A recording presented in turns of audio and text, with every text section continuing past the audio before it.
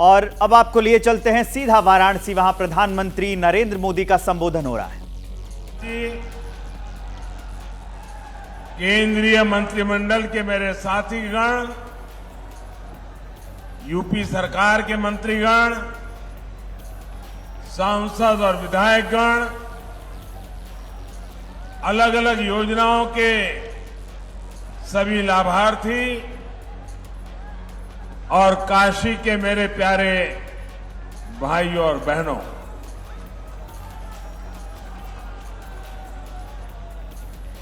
सावन के महीने की शुरुआत हो, बाबा विश्वनाथ और मां गंगा का आशीर्वाद हो और बनारस के लोगों का साथ हो, फिर तो जीवन बिल्कुल धन्य हो जाता है। मैं जानता हूं कि आजकल काशी के आप लोग बहुत व्यस्त हैं। काशी में रौनक जरा ज्यादा ही हो रही है आजकल। देश दुनिया से हजारों शिव भक्त यहां हर रोज बाबा को जल चढ़ाने पहुंच रहे हैं और इस बार तो सावन की अवधि भी जरा अधिक है। ऐसे में इस बार बाबा के दर्शन के लिए रिकॉर्ड संख्या में श्रद्धालुओं का आना तय है, लेकिन इन सब के साथ एक और बात तय है। अब जे भी बनारस आई तो खुश होके ही जाई।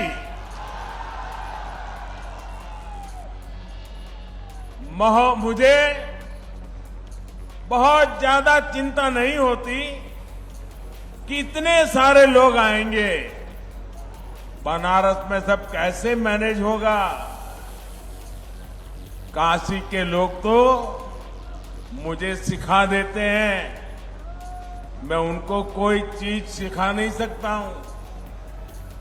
अभी G20 के लिए दुनिया भर से इतने सारे लोग बनारस आए थे। काशी के लोगों ने उनका इतना भव्य स्वागत किया, इतना अच्छा प्रबंध किया कि आज पूरे दुनिया में आपकी और काशी की वाहवाही हो रही है। और इसलिए मुझे पता है काशी के लोग सब संभाल लेंगे।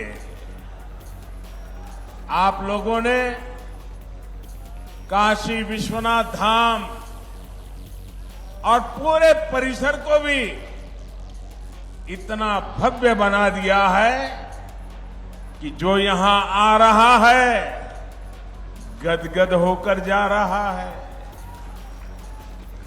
ये बाबा की इच्छा ही थी कि हम उसे पूरा करने का निमित्त बन पाए। ये हम सभी का सौभाग्य है। भाइयों और बहनों, आज काशी सहित उत्तर प्रदेश को लगभग 12,000 करोड़ रुपए की परियोजनाओं का उपहार मिला है। हमने जो काशी की आत्मा को बनाए रखते हुए नूतन काया का संकल्प लिया है, ये उसका विस्तार है। इनमें रेल, रोड, पानी, शिक्षा, टूरिज्म से जुड़े प्रोजेक्ट हैं, घाटों के पुनर्विकास से जुड़े प्रोजेक्ट्स हैं। इन विकास कार्यों के लिए आप सभी को बहुत बहुत बधाई। साथियों, कुछ देर पहले ही मेरी प्रधानमंत्री आवास योजना और आयुष्मान भारत योजना के लाभार्थियों से बातचीत हुई। पहले की सरकारों से लोगों की सबसे बड़ी शिकायत ये थी कि वो योजनाएं एयर कंडीशन कमरों में बैठ करके बनाती थी। जमीन पर उन योजनाओं का क्या असर हो रहा है ये तब की सरकारों को पता ही नहीं चलता था। लेकिन भाजपा सरकार ने लाभार्थियों से बात की, संवाद की, मुलाकात की, एक नई परंपरा शुरू की है। यानी बेनिफिट भी डायरेक्ट और फीडबैक भी डायरेक्ट। इसका फायदा ये हुआ कि हर सरकारी विभाग, हर अफसर अपनी जिम्मेदारी निभाने लगे। अब किसी के लिए गुणा गणित का कोई चांस ही नहीं बचा है। साथियों, जिन दलों ने अतीत में भ्रष्ट और नाकाम सरकारें चलाई, वे आज लाभार्थी का नाम सुनकर तिलमिला जाते हैं। आजादी के इतने साल बाद लोकतंत्र का सही लाभ अब सही मायने में सही लोगों तक पहुंचा है।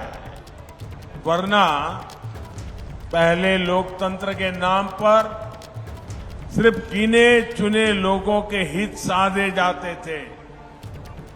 गरीब की कोई पूछ नहीं थी। भाजपा सरकार में लाभार्थी वर्ग आज सच्चे सामाजिक न्याय और सच्चे सेक्युलरिज्म का उदाहरण बन गया है। हम पूरी ताकत लगा रहे हैं कि हर योजना के आखिरी लाभार्थी को खोजकर उस तक पहुंचकर उसे योजना का लाभ पहुंचाएं। जानते हैं इसका सबसे बड़ा लाभ क्या हो रहा है? भाई, जब सरकार खुद ही पहुंच रही है तो क्या हो रहा है? कमीशन लेने वालों की दुकान बंद, दलाली खाने वालों की दुकान बंद, घोटाले करने वालों की दुकान बंद। यानी ना कोई भेदभाव और ना ही कोई भ्रष्टाचार। साथियों, बीते 9 वर्षों में हमने सिर्फ एक परिवार और एक पीढ़ी के लिए सिर्फ योजनाएं नहीं बनाई हैं, बल्कि आने वाली पीढ़ियों का भविष्य भी सुधर जाए, इसको ध्यान में रख करके काम किया है। अब जैसे गरीबों के घर की योजना है, अभी तक देश में 4 करोड़ से अधिक परिवारों को पीएम आवास योजना के पक्के घर मिल चुके हैं। आज भी यहां यूपी के 4.5 लाख गरीब परिवारों को पक्के घर सुपुर्द किए गए हैं। सावन के महीने में महादेव की ये कितनी बड़ी कृपा हुई है। साथियों, जिन गरीबों को ये घर मिले हैं, उनकी एक बहुत बड़ी चिंता खत्म हो जाती है। सुरक्षा की भावना उनके भीतर आ जाती है। जिन्हें ये घर मिलता है, उनमें एक नया स्वाभिमान जगता है, नई ऊर्जा आती है। जब ऐसे घर में कोई बच्चा पलता है, बढ़ता है, तो उसकी आकांक्षाएं भी अलग होती है। और आपको एक बात मैं बार बार याद दिलाता हूं, पीएम आवास योजना के ये ज्यादातर घर महिलाओं के नाम पर मिल रहे हैं। आज इन घरों की कीमत कई लाख रुपए हो गई है। करोड़ों बहनें तो ऐसी हैं जिनके नाम पर पहली बार कोई प्रॉपर्टी रजिस्टर हुई है। इससे गरीब परिवारों की बहनों को जो आर्थिक सुरक्षा की गारंटी मिली है, ये वो ही जानती है। साथियों, आयुष्मान भारत योजना भी सिर्फ 5 लाख रुपए के मुफ्त इलाज तक सीमित नहीं है। इसका प्रभाव कई पीढ़ियों तक पड़ रहता है। जब गरीब परिवार में कोई गंभीर रूप से बीमार पड़ता है तो किसी की पढ़ाई छूट जाती है, किसी को छोटी उम्र में काम करने के लिए जाना पड़ता है, पत्नी को भी रोजी रोटी के लिए निकलना पड़ता है। एक गंभीर बीमारी आई कि कई साल तक मां बाप बच्चे बड़े हो जाएं लेकिन शादी नहीं कर पाते हैं, क्योंकि आर्थिक स्थिति बीमारी में खस्ता हाल हो जाती है। और गरीब के सामने 2 ही विकल्प होते हैं, या तो वो अपनों को अपनी आंखों के सामने जिंदगी के लिए संघर्ष करते देखे, या घर खेत बेच दे, किसी से इलाज के लिए कर्ज ले। जब प्रॉपर्टी बिकती है, कर्ज का बोझ बढ़ता है, तो आने वाली कई पीढ़ियां प्रभावित हो जाती है। आयुष्मान भारत योजना आज गरीब को इसी संकट से बचा रही है। इसलिए मैं मिशन मोड पर लाभार्थियों तक आयुष्मान कार्ड पहुंचाने के लिए इतना अधिक प्रयास कर रहा। आज भी यहां से 1,60,00,000 लाभार्थियों को आयुष्मान भारत का कार्ड बंटना शुरू हुआ है। भाइयों और बहनों, देश के संसाधनों पर वंचितों का, गरीबों का सबसे बड़ा हक होता है। पहले बैंक तक पहुंच भी सिर्फ अमीर लोगों की होती थी। गरीबों के लिए तो ये माना जाता था कि पैसा ही नहीं है तो बैंक खाते का क्या करेंगे। कुछ लोग सोचते थे कि गारंटी देने के लिए कोई नहीं है तो बैंक लोन कैसे मिल पाएगा। बीते 9 वर्षों में इस सोच को भी भाजपा सरकार ने बदल दिया। हमने बैंकों के दरवाजे सबके लिए खोल दिए। हमने करीब 50 करोड़ जनधन बैंक खाते खोले। मुद्रा योजना के तहत 50,000 से लेकर 10 लाख रुपए तक के ऋण बिना गारंटी दिए। यहां यूपी में भी करोड़ों लाभार्थियों ने मुद्रा योजना का लाभ उठाकर अपना काम शुरू किया। इसमें सबसे अधिक लाभ गरीब, दलित, पिछड़े, आदिवासी, अल्पसंख्यक परिवारों से जुड़े साथियों और महिला उद्यमियों को हुआ। यही तो सामाजिक न्याय है जिसकी गारंटी भाजपा सरकार दे रही है। साथियों, हमारे रेहड़ी, ठेले, पटरी, फुटपाथ पर छोटा मोटा व्यवसाय करने वाले साथी भी अधिकतर वंचित समाज से ही आते हैं। लेकिन पहले की सरकारों ने इन साथियों को भी सिवाय अपमान और प्रताड़ना के कुछ नहीं दिया। रेहड़ी, ठेले, पटरी, फुटपाथ पर दुकान चलाने वालों को दुत्कार देता है, गाली देकर चला जाता है। लेकिन गरीब मां का बेटा मोदी इनका ये अपमान बर्दाश्त नहीं कर सकता। इसलिए मैंने रेहड़ी ठेले पटरी फुटपाथ पर दुकान करने वाले के लिए पीएम स्वनिधि योजना बनाई है।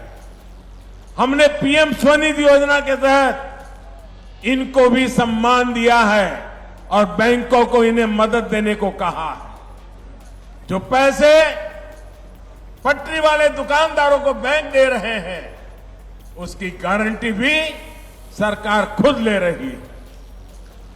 पीएम स्वनिधि योजना के तहत अभी तक 35 लाख से अधिक साथियों को मदद स्वीकृत की गई है। यहां बनारस में भी आज 1.25 लाख से ज्यादा लाभार्थियों को स्वनिधि योजना के तहत लोन दिए गए। इस लोन से वो अपना काम आगे बढ़ाएंगे, अपनी दुकान का विस्तार करेंगे। अब कोई उन्हें गाली नहीं दे पाएगा, उन्हें नीचा नहीं दिखा पाएगा। गरीब को स्वाभिमान, ये मोदी की गारंटी है। साथियों, जिस लोगों ने देश पर दशकों तक राज किया, उनके शासन के मूल में ही बेईमानी रही।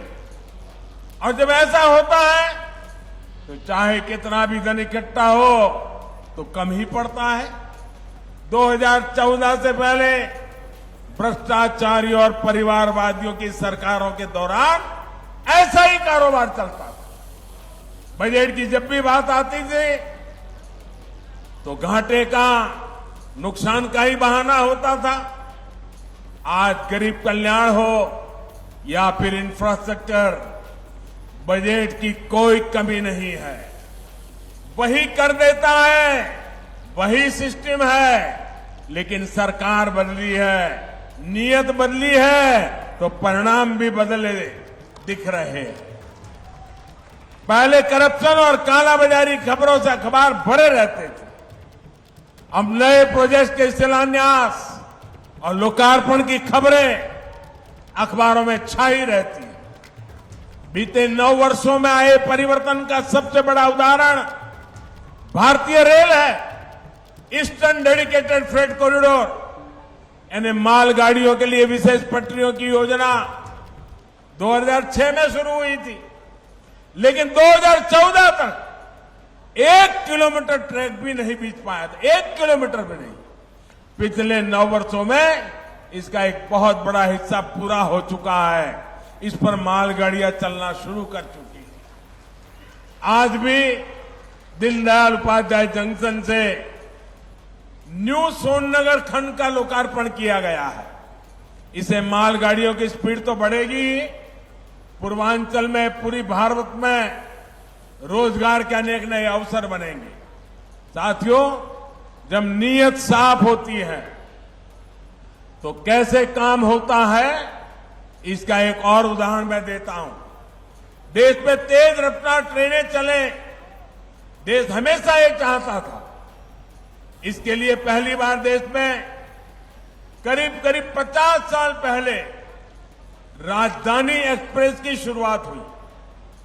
राजधानी एक्सप्रेस चलाई गई, लेकिन इतने साल में भी ये राजधानी एक्सप्रेस सिर्फ 16 रूटों में ही चल पाई है। 50 साल हो गए, सिर्फ 16 रूट। इसी तरह 30-35 साल पहले शताब्दी एक्सप्रेस भी चल पड़ी, लेकिन शताब्दी ट्रेन भी 30-35 साल में अब तक 19 रूटों पर ही सेवा दे रही है।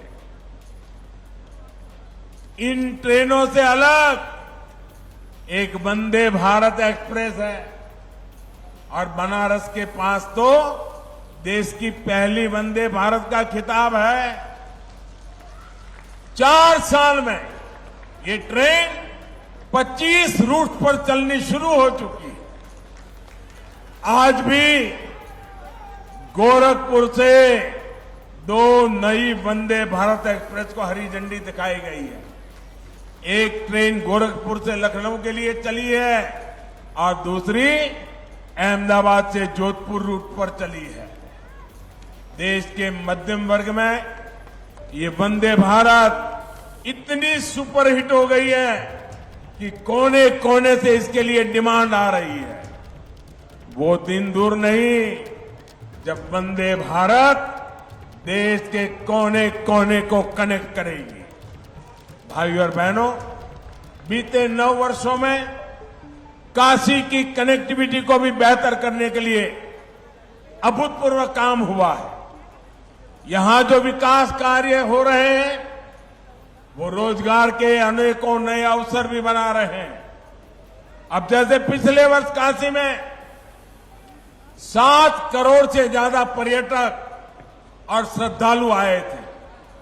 सिर्फ 1 साल में काशी आने वाले पर्यटकों की संख्या में 12 गुना बढ़ोतरी हुई। 12 गुना पर्यटक बढ़े हैं, तो इसका सीधा लाभ यहां के रिक्शा वाले को हुआ है, दुकानदारों को हुआ है, ढाबा होटल चलाने वाले साथियों को हुआ है, बनारसी साड़ी का काम करने वाले हो या फिर बनारसी पान वाले मेरे भाई, सभी को इससे बहुत फायदा हो रहा है। पर्यटक बढ़ने का बहुत बड़ा लाभ हमारे नाव चलाने वाले साथियों को हुआ।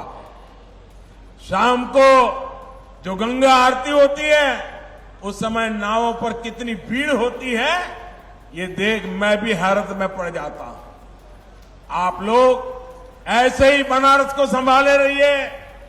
साथियों, बाबा के आशीर्वाद से वाराणसी के तेज विकास की यात्रा चलती रहेगी। और मैं एक बार काशी वासियों का और भी धन्यवाद करना चाहता हूं। पिछले दिनों काशी में नगर निगम के चुनाव हुए थे।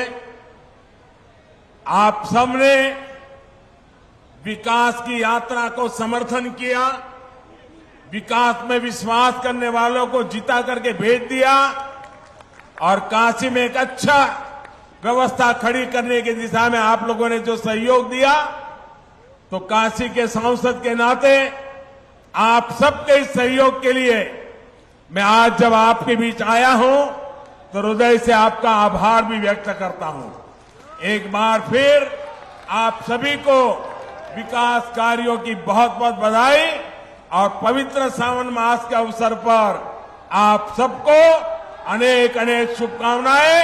हर हर महा